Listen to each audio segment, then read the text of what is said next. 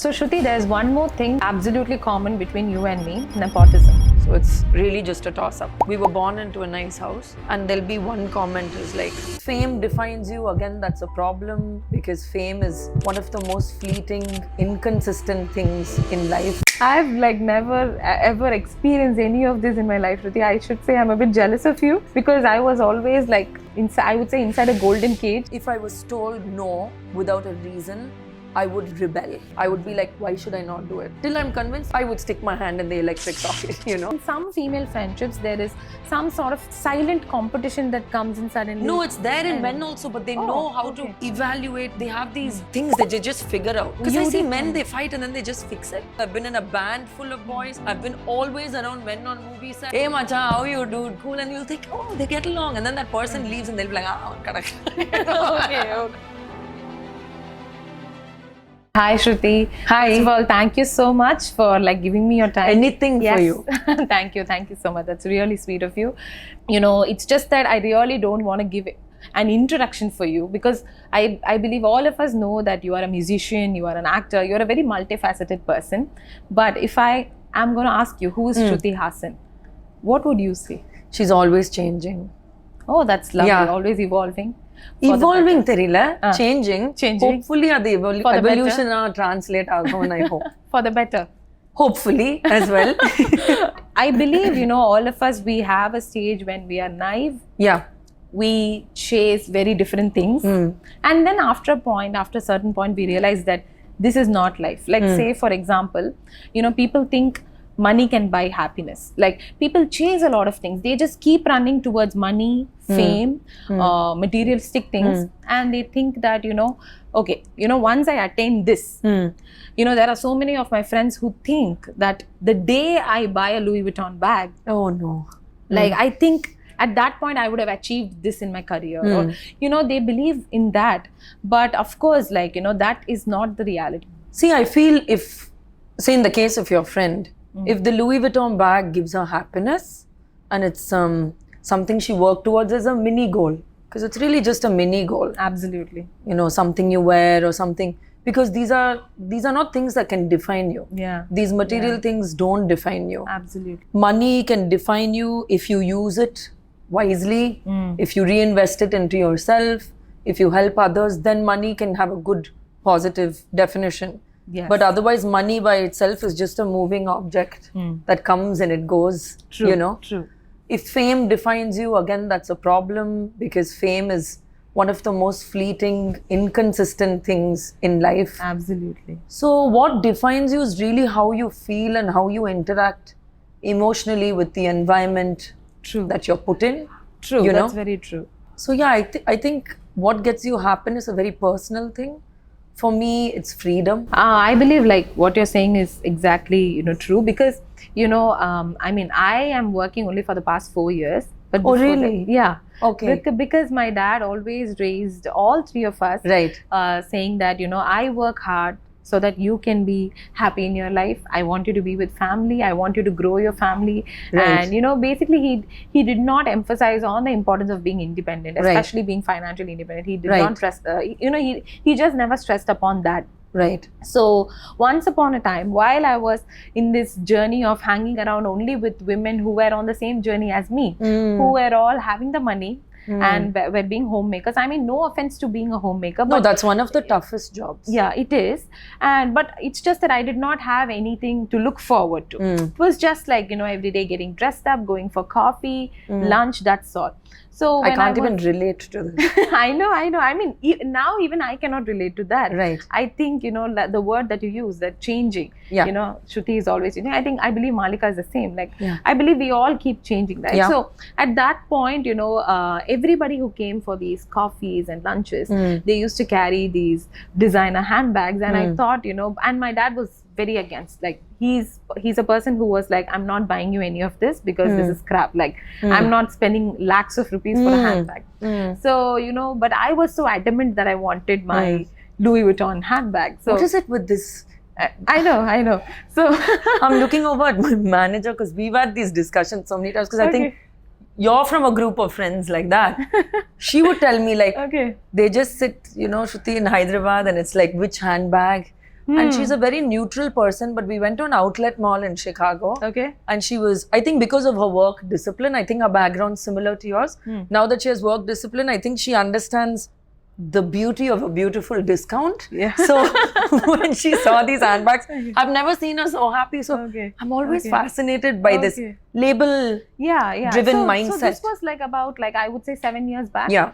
So I thought this bag was going to give me all the happiness in the world. Or maybe you thought it would give you some sort of the status, or recognition, fashion like, status. Yeah, whatever. So, but then, like today, it's just lying in my cupboard. Like I prefer carrying my phone everywhere. Yeah. Like, this is very convenient. We don't need cash today, so I don't even need a wallet. Yeah. And today it doesn't make a difference. Right. At that point, it was my father's money that brought me that handbag. It was my husband's money.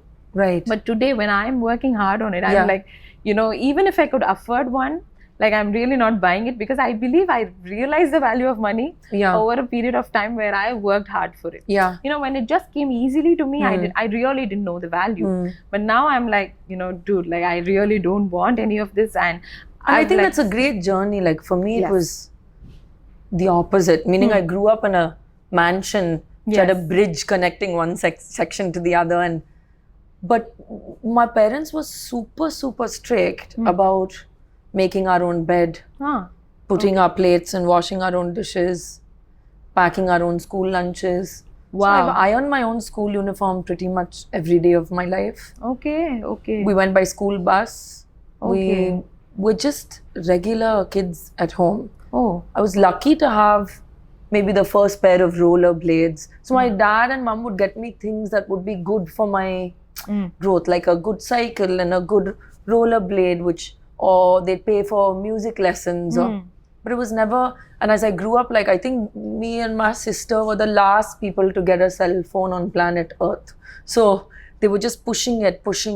Finally, dad was like, no, they need to. Yeah. So everything that I've really, and of course we got some gifts that, like my dad got, so it's really weird because we were like super disciplined, not spoiled. And then for my 13th birthday, I got a horse. Again, like skill related. Like, I want you to get into horse riding and show jumping. And and so, do you yes, do I horse used riding? to. Okay. Oh, wow. Yeah, okay. I can, but I used to. I used to train all the time. Okay. And I just felt later on, as I became an actor and started earning, I went through a little phase because amongst actors, or I would say even male actors now, it was all about that, that Bamash sweatshirt and which Louis Vuitton bag is it last season. Yeah.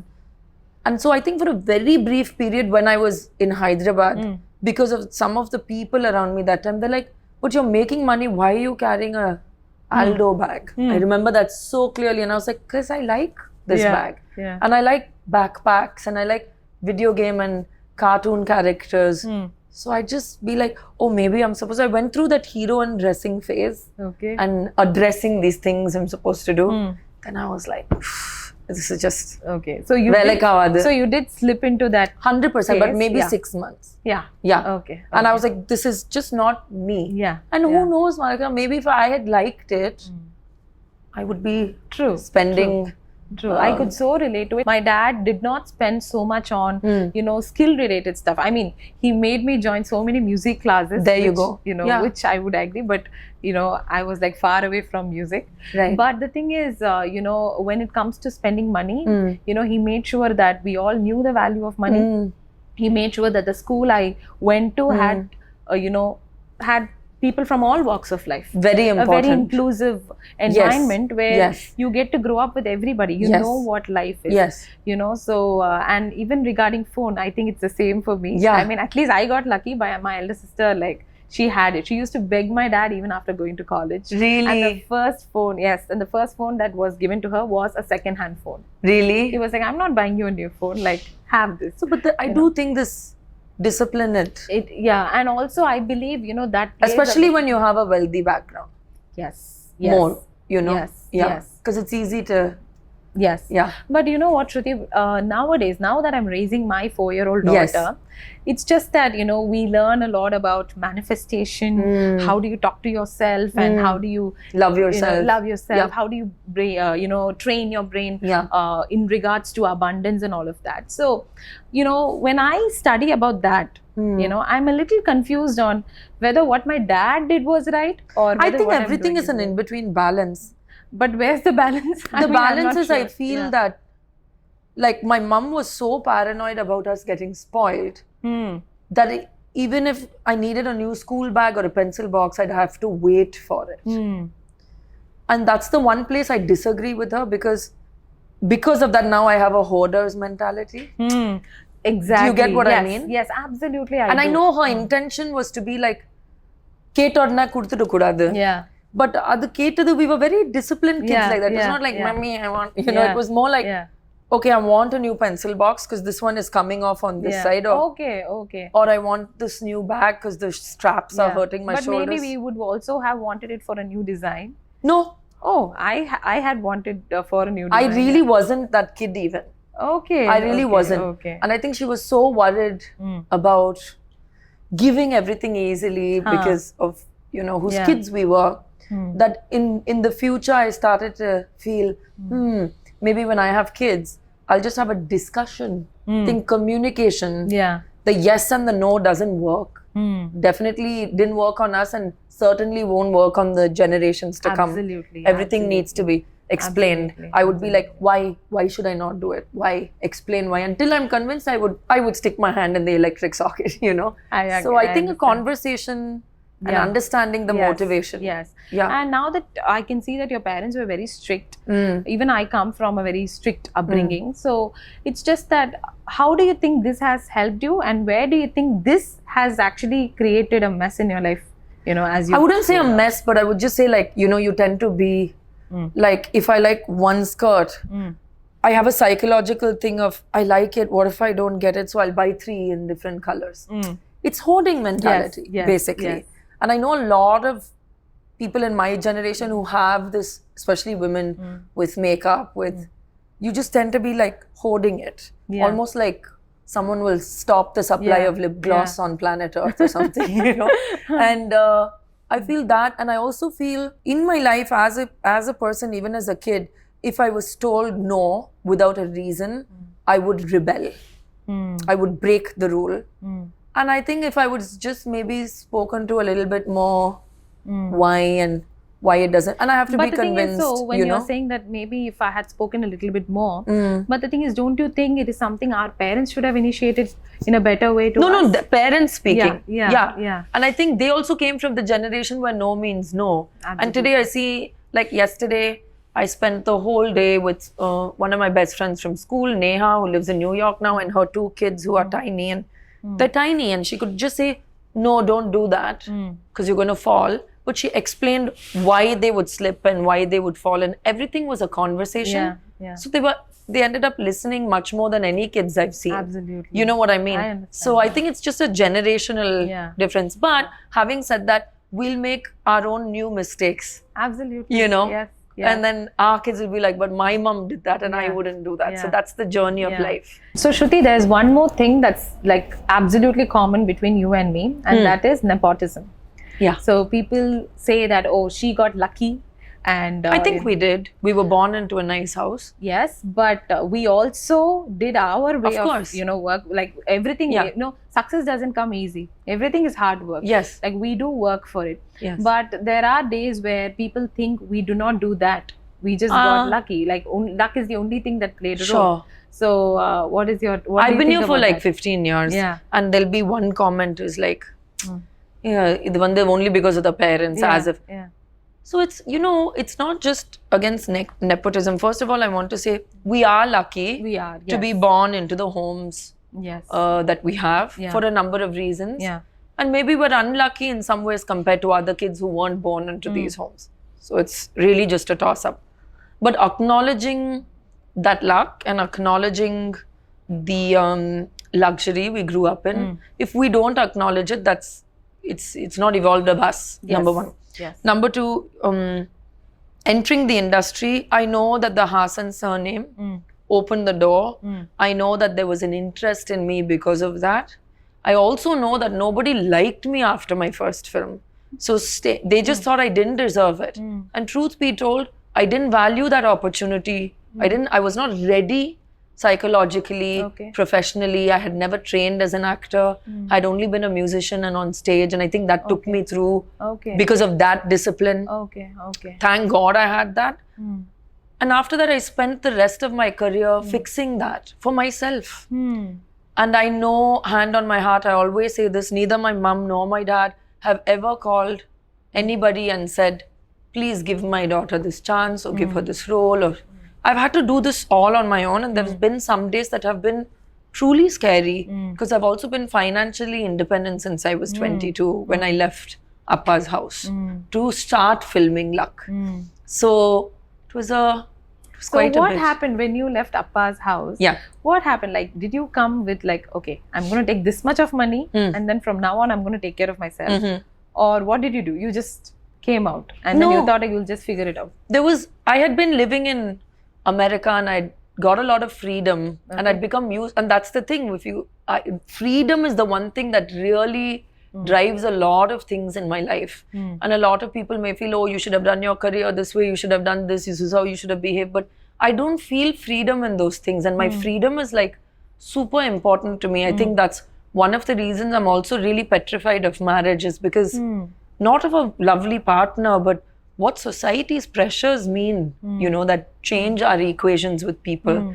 So when I came back, I had been living in LA on my own, cooking, cleaning, everything, doing what I needed to do on my time schedule in a way that worked for me. Like I sleep extremely late, like sometimes into the morning, super insomniac. That is the time I would work on my music, sleep through half of the day and then start again. So that was the time you started living on your own or that was the time you were still depending on your family? I had lived alone before that. Then I went to America. And then when I came back, obviously I didn't have any money because I'd just been a student. So I had to come to Appa's house. And that time when he was just being a dad saying, Anjumani Kendrishana, life will be good. Because that's worked for him. It's never worked for me, you know. So I started to think, it's a small thing, but I was like, I really want to have my freedom. I don't like being answerable. And, but he was very clear, you want freedom, you will get freedom with conditions. You don't get unconditional freedom in life. Nobody does. So I signed my first film in order to make sure I can pay rent, buy music equipment and move out. After that, I was like, oh, okay. And I had a bit of a thing because I was like, parangapana thirupi varumata. You know, so I was like, I have to do this right. Yeah. And it's very scary. It is. Yeah. There were some days I was just like, okay. I'm a dumb girl. I've like never ever experienced any of this in my life, Shruti. I should say I'm a bit jealous of you because I was always like, you know, I would say inside a golden cage. Where, you know, you are here, you're happy, like I'm going to take care of you and then I'm going to give you into another family where they are going to take care of you, pamper you. And of course, you know my father. And, you know, like at least your dad, you know. I have some really funny stories about your dad. So I was literally inside this golden cage where, because there was so much pampering. I mean, he was very strict. I went to a girls' school, girls' college. But I know what you mean, like a emotionally protected environment. Very much, And, you know, he always made sure that, you know, that we were okay. Like, we don't think about the big things in life. He always thought, okay, let my child just be this way for all of us. Like, even taking us out, he hardly took us to any movie industry, you know, parties or But we were also kind of like that. There were very few people, like your dad would have been one of the people because I know. Appa and your Appa, he brings us only to your family. They were like really broing hard. Like they were broing hard. You know? Or Satyaraj uncle's kids. And then Ramu uncle and Prabhu uncle's kids. These are the only families that I remember, and that too in chunks. Like when I was very young with Dushyant and Vikram and Sivi and, you know, and then little later, maybe Yuvan, and then you guys came in much later. Depends on the phases my dad was going through, you know, how it is when they make movies and they make friends and then the kids get along. Yes. But honestly, after a particular age, I myself would be like really just comfortable with my school friends and their families that were just middle class families with chartered accountants and like, you engineers. know, yeah. Yes. So I must say I'm really jealous of you because I've never gotten these experiences in life. But you know, now that you've walked out of home, after which, was there a point where you like literally regretted your decision? So I wouldn't say walked out because I know in my heart of hearts, if I'd called and said, Appa, I'm having a tough time, I'll come. Of course. So it wasn't as hard the home for was other always people. Open, It was more of a psychological thing for me. Yes. You know. Do you think that psychological thing is ego? I think it's ego. It's also survival instinct. To kind of, I think when you come from a home of separated parents, you start to feel cracks that are a sense of your safety shifting. Okay. I don't know how else to explain it. Okay. That but everything Shruti, you thought it was. Know, though they were separated, you always know both of them love you unconditionally, right? So, sure. Yeah. But I think society as well as us as kids, we see them as a unit. So when a unit splits, something splits in your mind. Okay. And the way I reacted to it is, because also my parents were always on the sets. So we grew up in Santanam Bharti uncle's house or my godmother Ruku auntie's house. So I knew also looking at people like my godmother Ruku auntie, who was an independent divorcee woman with 3 fully grown sons living her own life. I was able to see, and then Bharti uncle's house was more Tamil and conservative. Yes. So I was able to see all these different things. And somewhere along the way, I was very responsible for my sister growing up because my parents were always on set, pretty much.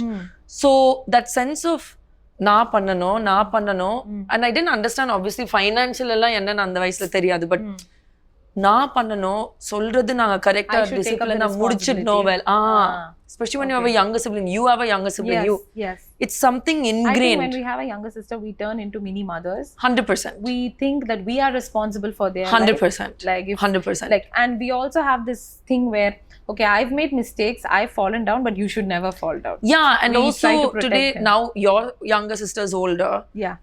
And I think sometimes, I don't know if you do this, now I'll think, should I have paid more attention to this so she didn't make this mistake? Do you know what I mean? I understand. And then my friends are like, but yeah, you take care of that with your kids, you're not the parent. But it's an instinctive thing. Yes. So totally. more than ego, it is like, Sari na tanya dhan pannano. Somewhere I've always had that lone wolf concept in my head. Yeah. Okay. Yeah. And do you think it has served you well, that concept of lone wolf? I don't know. I mean, some people, I'm very loving. I love people around me. I can see that. You know, from the day I think I've connected with you, I think I connected with you about 2-3 years back. Yeah, we connected. So from the day I've connected with you, I can see I like people, not all people, but I like people and I like having people around. Yeah. I also like my own space. I live alone, so I get that balance. The home is always open. You know that at the back of your mind. Yeah. But was there a point where you felt like, maybe I should give up? You know, maybe No, I don't have that trait. Okay. I feel very low. I'll cry. I'll feel bad. I'll panic because I have anxiety disorder. I get very anxious.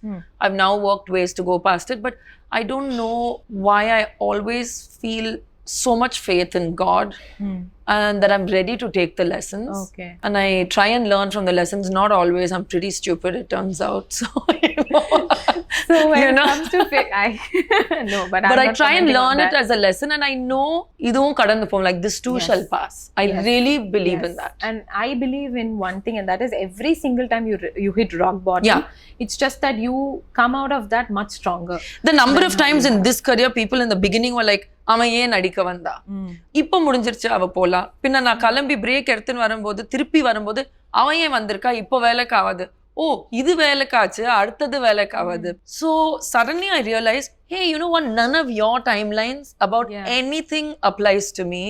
None of these rules make sense to me. None of society's expectations make sense to me. Not judging others who follow it. இது எனக்கு set ஆகல. And I've lived like that and I've found a great sense of joy. And I think that's very beautiful about you, Shruti, because I believe a few years back, I'm not sure when, but I think about 3 years back or something, when my dad met you at some function, some award function. Apparently, when he spoke to you, he had asked you, "Ma, are you receiving an award? Is that why you're here?" And you were like, "Uncle, I've not done any movies in 2 years. I just came, for the function." And, being a heroine and saying something like that. I know where he met me at Film Fair, that's why. Okay, see, I remember the conversation he told me. And it's friends, right? It's their award ceremony. Like people I've known for years. Yes. No, so but it can't be driven by... No. But the thing is, you need not have mentioned that. Maybe any other heroine, I'm not sure if they'll be open about that. See, they could have just said that, I'm just attending this, I'm not receiving any award. But the very fact that you told that I'd not done any movies. I didn't. I took a break. Apparently, yeah. நான் சும்மா தான் இருக்கேன் uncle. நான் என்ன படம் பண்ணேன்? You were like that. So it's a fact. I mean, and it's your dad. Like, why would I try and build up to him also? Yeah. No, but the thing is, being you, I think that is something many women do not have that, Shruti. People. Many people. Okay, because I train women.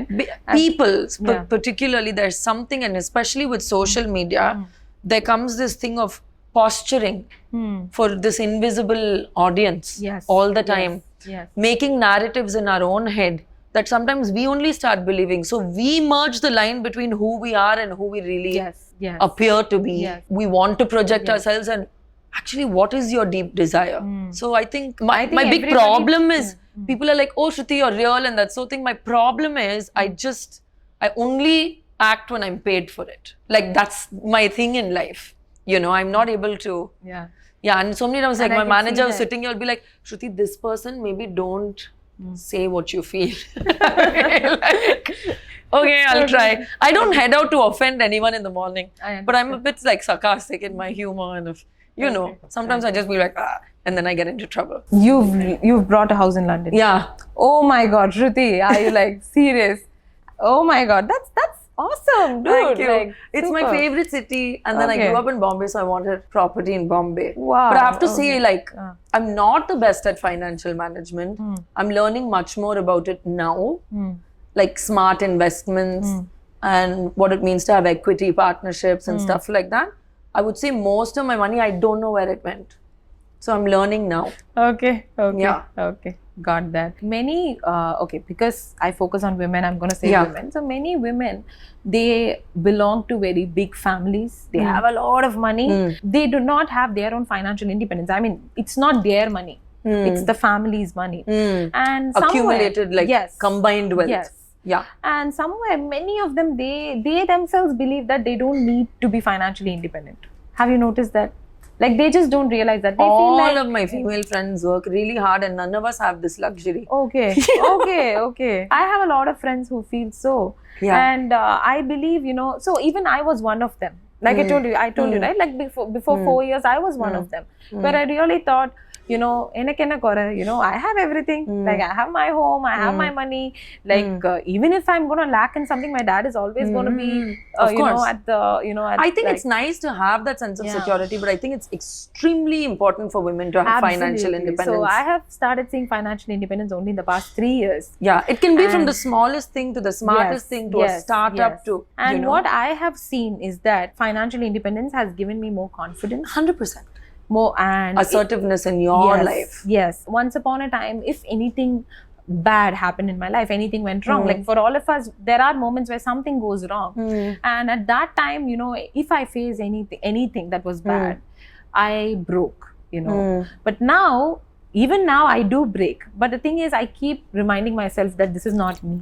I have so much more potential than this. So I remind that to myself, and I, self-coach myself through it, and I come up, So that is something that has happened in my life only after I started earning. Only after, like, I think up until that point, other people were being my life deciders. This is what should happen in your life. This is the timeline, this is the way you are, right? Right, got you. So that's how it was. But now things have completely changed. Like, I think for a woman, like, to have the freedom of independence and financial independence, because independence and freedom comes from financial independence, you know? Yes. If there is a day you don't like something, it's important to have that option. It's important to have that option. And God willing, everything goes great for everybody, but what if it doesn't? Absolutely. What if you make a choice that, like true. My mom left a marriage, you know, and it wasn't an easy decision for her. And she had to think about her future and everything. And you know. These days, when I meet women who are, who are self-accomplished, who have done it all by themselves, all they tell me is that I am happy on my own. Like, I do not need to be in a marriage to be happy, Like, maybe when there is a time when, I mean, I never say never in life. Exactly. But pretty much for many years now, I've avoided it very successfully. So, okay. But I do believe in companionship. I believe in being somebody's one person that they can count on. Yes. And I believe in them being that for me.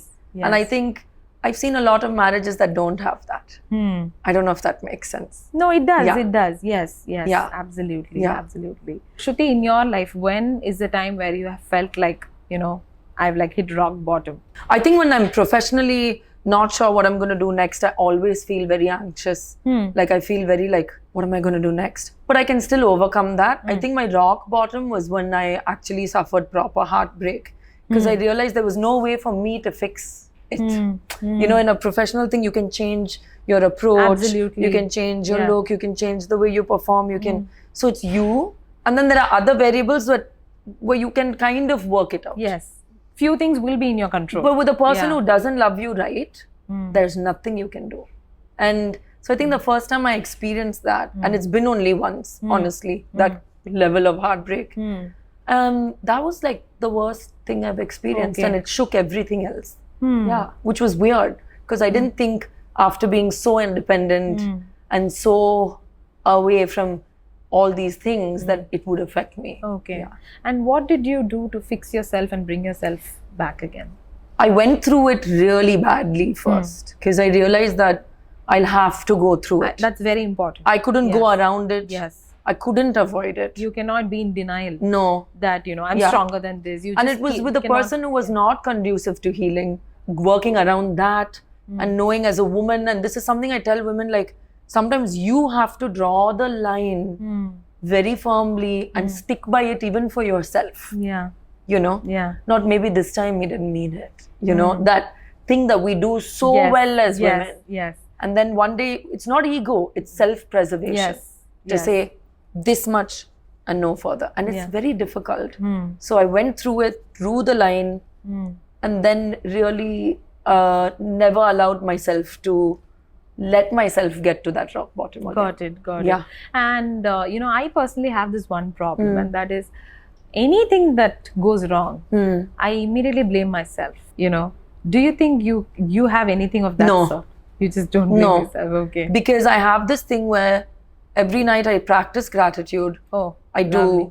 And then if there's something I need to address, I may not say it openly and say, oh yeah, that's my mistake, but I do acknowledge it and I work. So where my mistakes are, you'll be rest assured, if it's a friendship or professional, I think I'll be doing my best to fix it. Got it. So if shit hits the fan, as they say, I'm pretty sure it's the other person. Okay. Because I try my best and I have no problem saying sorry, and I don't have that why me thing. Okay. I try and explain to the other person, and if it's my mistake, I definitely fix it. Okay. And you did tell that you have a gratitude practice. Yeah. Is there anything else that you do to, to ground yourself and definitely my faith, my spirituality, and my faith in God. And is there any specific ritual that you do? So basically for me, the gratitude ritual has really worked. Okay. And then when I do feel a sense of discombobulation, when you can feel like a Picasso painting, then I go to a place. Like when there is an imbalance. Yeah, you can feel it. You feel like your knees on your forehead and your elbows on your foot, emotionally. Then I do go to the temple. Or a church, like in Bombay, I go to Mount Mary all the time. So I have these specific places and gods that give me that sense of purpose. I also surround myself with either positive frequency vibrations or I play chants in the house. Nice. Anything to just help. All right. And I love other people's spiritual practices and picking up from that as well. Okay. Now, I think I've asked you enough about your challenges and all of that. What about the days where, when have you felt the most successful, the most happiest in your career? I feel that quite often, in the sense of, first of all, thank God I have a job that I can come to and I enjoy. Yes. And I never take that for granted. I really, really love working hard. I feel good when I've created something or put something together and see it come together. I feel really happy. So, like a in your music video, Yeah, or, okay. you know, especially that doesn't get so much support. I like it when a film team gets along, and irrespective of the length of my role, I love when people come together like a family and make a movie. And I also am extremely heartbroken and disgusted when people do the opposite on a movie set, where it's ego and people don't realize that we are a team making this movie. And let's just do this. Do you know what I mean? I understand. So I love a lot of days in my career, and it's not the days I win the awards and stuff. That's never mattered. So awards is not like, you know, like it's not a sense of pride. It's just there. What is I it? mean, I feel, I'm like, thank you. I accept it with humility, but it doesn't define things for me. Great, No. great. No. Lovely. So one thing that I recently read in one of my books, Michelle Obama's book. So what she says, so there was this one place where, you know, she is a woman who appears to be all, you know, she's always put together. Tough. Yeah, and like she's always strong and confident, and she appears to be like, you know, a woman who has it all together. Like there's, like you can't find fault, you know, like that is how she is. And how does she manage life? And she has told in that book is that she maneuvers through life through her female friendships, only with her female friends, you know. And she says that, you know, I can be as positive and confident to the outside world, but when I'm with my friends, like I go as low as possible.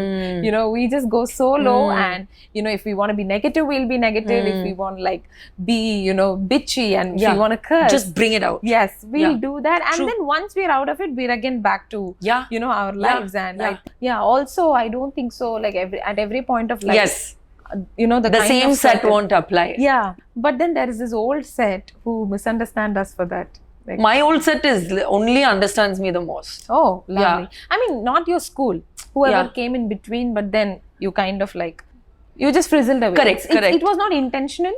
No, my breaking of friendships are always intentional. Always intentional, okay. Really? And you break friendships. I do. Really? If they've crossed a line and they hurt me and disrespect me, I will say, it was nice being your friend, and if there's a day we can fix this, we will reconnect.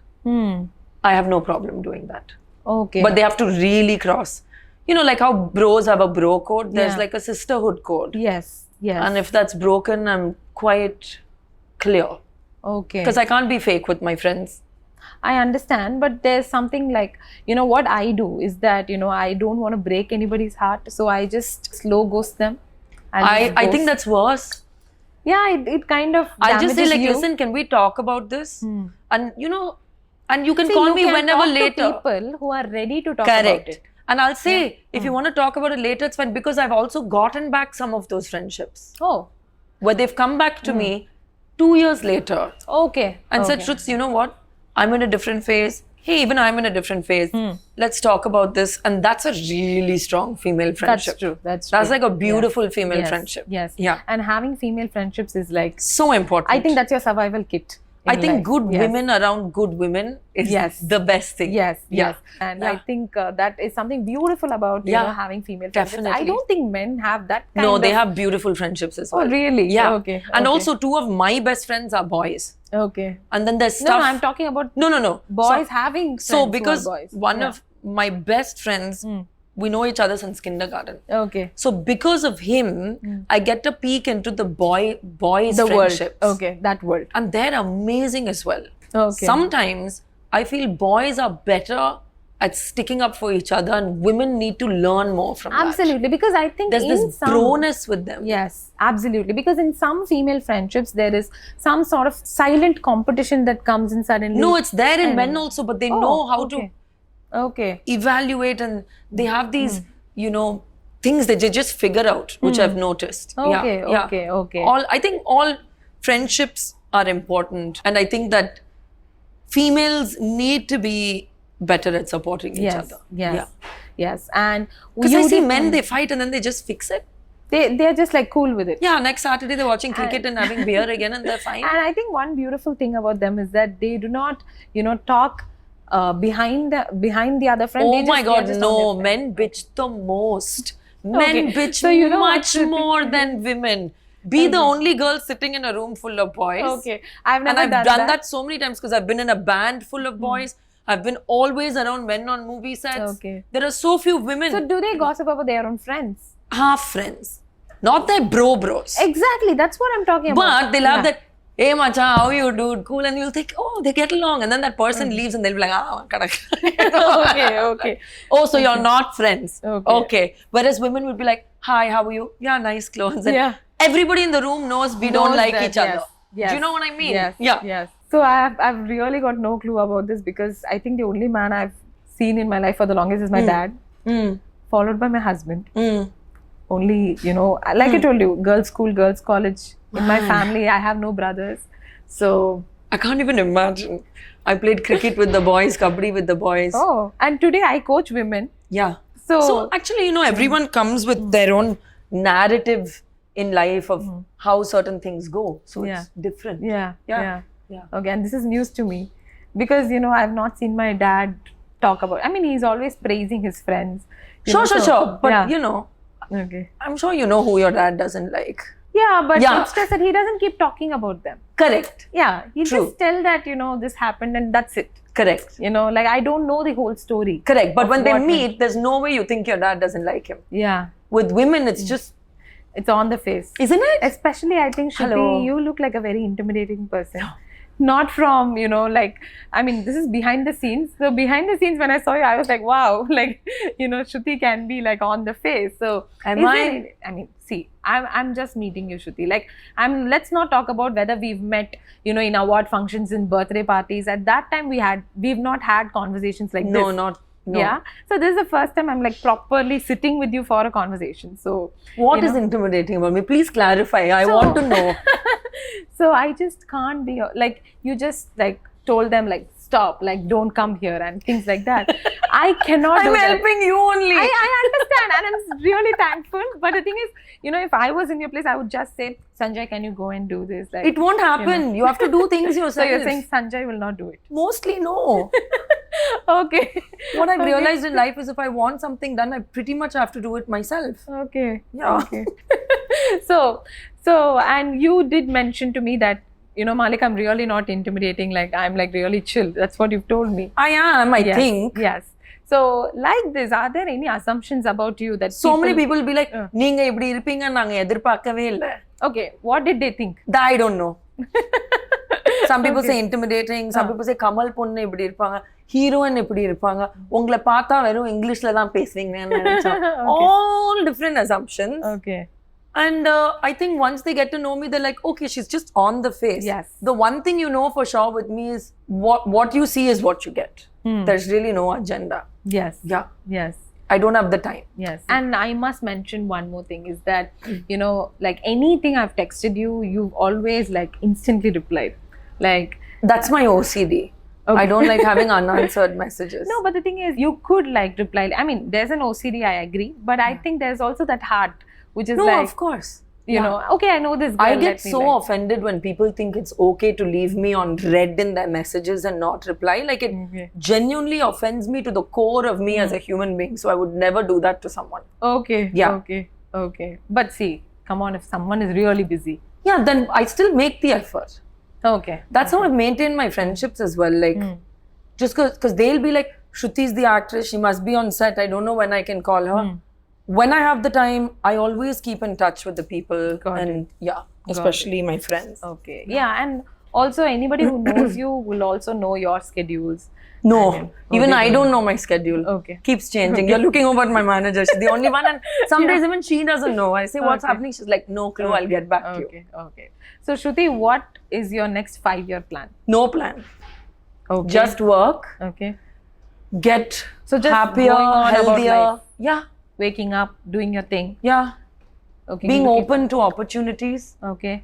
I'll keep working, I'll keep singing, I'll keep acting, I'll keep creating. And that'll change. The way it works will change. And I'm just open to things. Yeah, I don't have a plan. Okay. Yeah.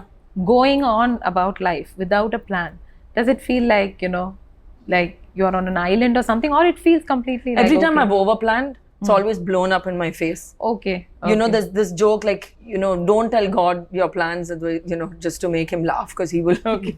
Yeah. And the over planning is the reason why that doesn't work, even if you believe in the universe and God and energies, is we don't always know what's right for us. We don't always know what we need. That's true. So when I pray, I don't pray for things in specific. I pray for growth, evolution, and I pray that I'm open to the opportunities you'll put in my way. Okay. If I enjoy an opportunity, I let the universe or God know that I really enjoyed this. That, yeah. Could you send more like this my way? Do you know what I mean? Yes. Versus, இதுதான் வேணும், இப்படிதான். Every time I've done that, I block things in my life. Okay. So I don't overplan. Okay. Yeah. Okay. Everything in my life that has been amazing has been totally unplanned. Okay. Yeah. Nice. Yeah. Okay. And what is your version of taking a break? You go on a vacation? Honestly, it's not exciting because to me, going on a vacation is again packing and unpacking and another new place. But that's something you're used to anyway, right? No, I don't want to do it on vacation. For me, the most relaxing, amazing thing to think about is sitting on my couch in my house with my cat. With your cat, yes. And just doing whatever, whenever. Okay. Yeah. Okay. I love being at home because I'm not at home as much as I'd like. All right. What's your weakness? Like, what do you call Maalica? This is my weakness. Really dumb when I'm in love. Vigorously agree. So even after like your friends have found out, like, and they are warning you, you still remain dumb. Yeah. Oh, okay. And you do have good friends to warn you. Yes, their joy is trolling me. Okay. When I love someone or something or a situation, I go completely blind. It could even be on a movie set or a character. If I commit to this character and I love it, I go blindly into it. If I like this restaurant or this couch, I will be on this couch. It's just this thing I have. Okay. It's my weakness because eventually I have to get over it and start being practical. Yes. And then I'm tough again. And there's one more thing. I believe, when it comes to people, the people whom you love the most, they tend to hurt you the most. That happens, right? Yeah, I guess. Yes. I mean, that would because that is something you wouldn't expect from them. Actually, you're right. A lot of people care what other people think about them. Like, na ipdi panna, yenna solluvaanga. I have zero of that for some reason. Almost zero. Okay. And where did that come from? Like from living on my own and surviving on my own. Okay. I'm like, you don't pay my bills, you don't get to have an opinion. I'm not hurting you. But were you like that before that? Like when you were... Not so much. So at that time you did have this... I wanted to belong to the group. Exactly. I felt peer pressure. I wanted to be with the cool kids in school. All of that was there. Shruti, you would have been the cool kid. No, I was not. I was the weirdest kid in school. Okay. Weirdest kid. Okay. Yeah, definitely. All right. Yeah, I felt like my friends were doing charity with me. Okay.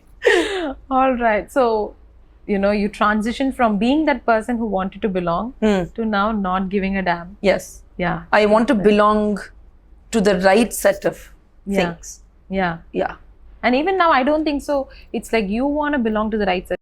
It's like you being the right person. Right. And having everything aligned accordingly. Yes. I want to belong in the right room with the right people who are good for me and I good for them. Yes. Be that a film or a song or even a party. Yes. Just good for each other. I don't know if that makes sense. No, it does. It does, Yeah. And who you are as a person, I think that is like... And if I'm getting bad vibes, I'm just like, out. Yes, you did tell me that you'll be on the face, right? I don't want to offend someone because I'm not put here to tell someone what they... Yes. That's their vibe and that's how they like being. And I'm sure I've had a shitty vibe with people as well. And that was what I was going through. I just kind of step back. Yes. Yes, absolutely. Yeah. So I can see this, when I'm talking with you, like this past 1 hour, what I can see is, I don't know, I think I can see so much of my dad in you. Really? Yes, because I do get along with your dad very well. We met recently also on a movie set. Because, like suppose, we're thinking... And your dad has a legendary temper. Probably more than my dad sometimes, which is saying a lot. Please, like I've heard how much... Oh, they'll say that about each other. Okay. No, my dad will be like, Anna, case karakom. Yes. So it's and I do think honest people who are like super on the face lose their temper more easily because we're not really thinking about how is this going to come across. Yes. Exactly. I don't know if that makes sense. No, I think both of them have that. Like, they will just tell it on their on I'm the face, same. like, I lose my temper really easily. Yes. Yeah. And Shruti, being yourself, I think it's a liability. No, I was about to say it's very liberating to be yourself. It is very liberating. Yes. Because like a few years back, I was asking my dad, like he was thinking of buying a car. And I was asking him, let's just buy a luxury car. And he was like, no. Like the moment the car comes out of the showroom, the price is cut by 50%. He's right. So no. He's 100% right. I was like, Appa, you have the money. Like, why don't you just buy a car? And he was like, Mom, even if I go in an Innova or any other car, it's me. I matter. The car doesn't matter. And, but for me to get to that place where I felt like, I matter, and the bag I carry or the watch I wear, that doesn't matter. For me to get to that point, it took a lot of learning and unlearning. Yeah. So, and when I'm looking at you, who's being so authentic, so yourself, I feel like but I have a luxury car. No, but the thing is, but that doesn't define your happiness, right? Not like, at all. No. You brought it because, hey, why not? Yeah. It's not like these I things need never that car. have. Yes, to show who I am. Also, I think you know better than anybody else. When you grow up in homes with famous people, a lot of peers or people expect is not what it is in reality at home. Yes. We know and we understand these shiny things are not always shiny and sparkly. Absolutely, yes. So when your own dad is the shiny thing, you don't need shiny things. Yeah. Yeah. Shruti, but I think we need to move into saying, we should start becoming. Am I a shiny thing? You are. Thank your own way. Yes. Yeah. I always like to go for matte finish though. So I don't want to be a shiny thing. I hope I'm a matte black finish. Okay. I hope people understand that. Yeah. I mean, anybody who knows makeup will. or anything that's not shiny. Okay. Yeah. Okay. So Shruti, what's your legacy? Like, how do you want people to remember you? I always think of won't be buried, when I die. I'll be cremated or turned into one of those plants. I'm still deciding which one. So, okay. Do you think about death? Like, I think, I'll tell you why I think about it. When I was in music school, I had no intention of acting, but my head of my music department said that to improve your stage performance and I think you would be good at it. You should take an additional acting lesson. Okay. And one of the first things I was given to work on was something called Spoon River Monologues. Okay. And I'll never forget it because it deeply impacted my life. Okay. And I remember calling my dad and asking him, they said I could pick any one of these. And the writer wrote an imaginary monologue. Okay. From the gravestone epitaph. Okay. What they write about the person. On the gravestone. Okay. And he then imagined a story based on the words on that. Okay. And wrote these, 20 monologues. Okay. And that's when I started thinking, what should be written on mine? Okay. It deeply affected me in that sense. Yes. So I don't want it to say, my legacy to say, she was successful. She was this. If my gravestone, which I won't have, says, she lived for the fullest, she lived to the fullest, loved to the fullest, and breathed in, breathed out, and breathed in art, and she was happy doing all of this. Wow. That's more than enough. That's very beautiful, truly. So that could, and whatever that then means is fine.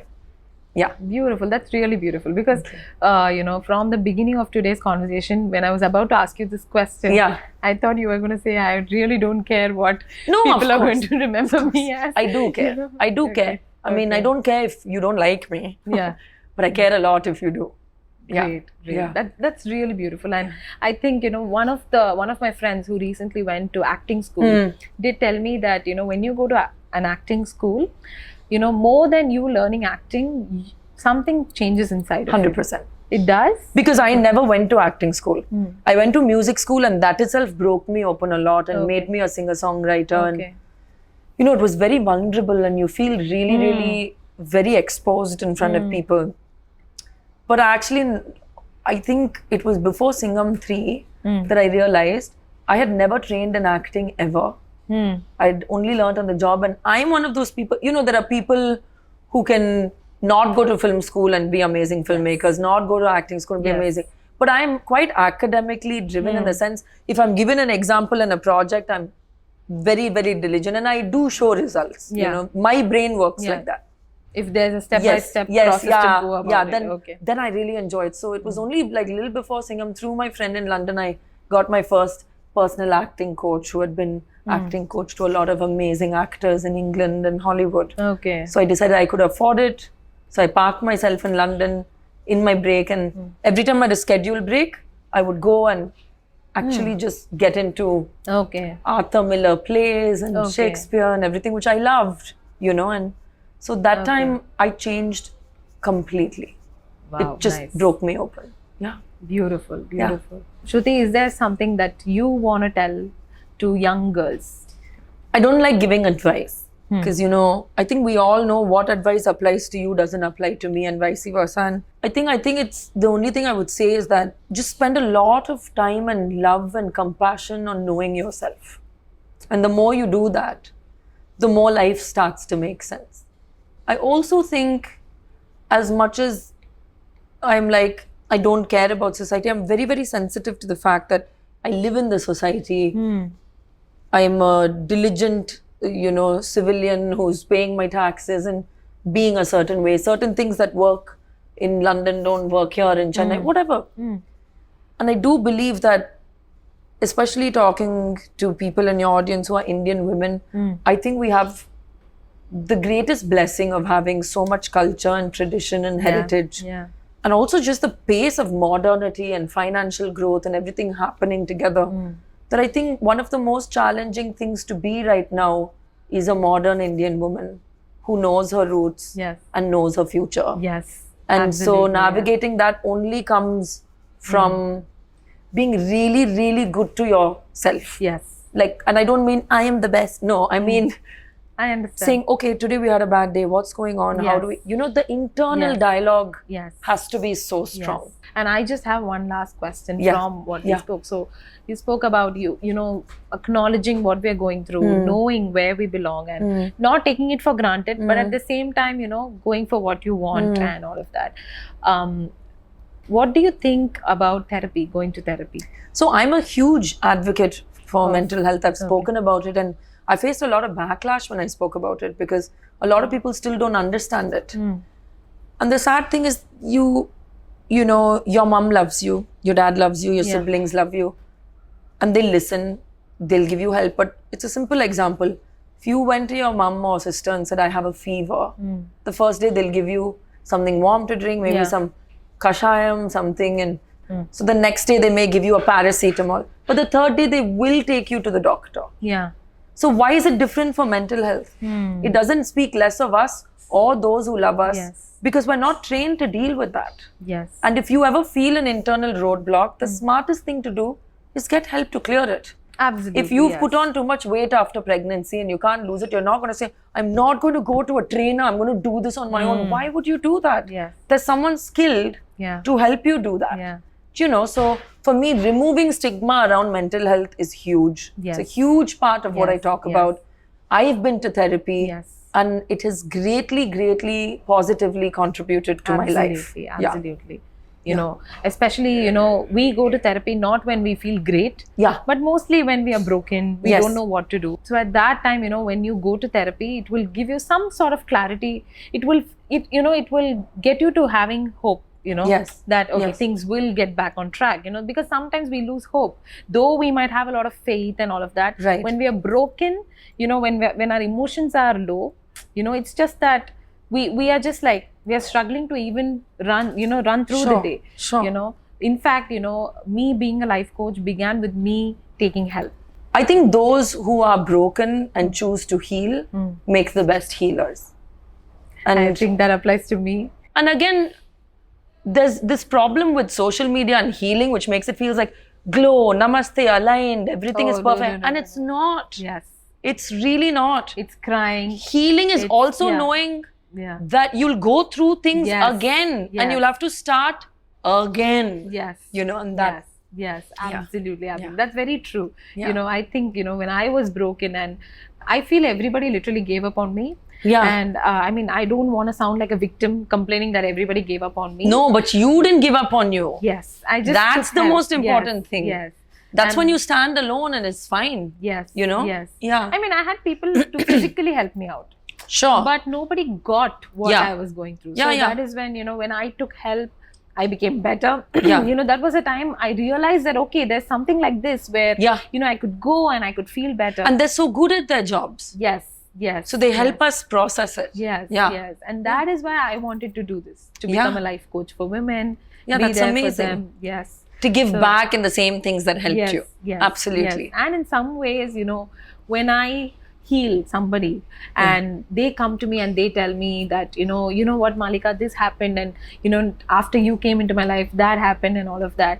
I think that also heals me. Yes. Somewhere there's a part of me that feels so happy when somebody says that. I think that is also the thing about healing and helping each other heal is nobody can actually heal you. Yes. You can help them recognize how to heal themselves. Yes. And that in reverse is like, it's like going to a birthday party with a present and then coming out with a return gift. Yes. That's right. That's healing. Yes, basically. That's right. That's right. Yeah. That's a very good metaphor. You suddenly got it. Or you've always used this. No, I just come up with shit. Really nice. All right. Okay. So thank you. Thank you. Shruti. Bye.